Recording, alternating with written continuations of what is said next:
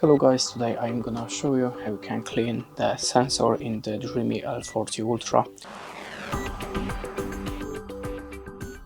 So there we have the main sensor, the 360, this is the first one. The next one is on the front of your appliance, and there we have one sensor on the right side.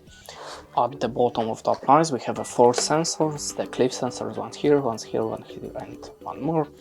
And you are cleaning all the sensor in the same way with the dry cloth. And remember to do not use the alcohol in the sanitizers, like with the glycerin or the fragrance.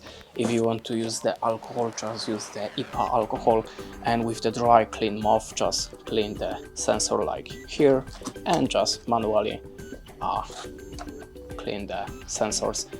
That's it. Thanks for watching. Leave us a like, recommend, and goodbye.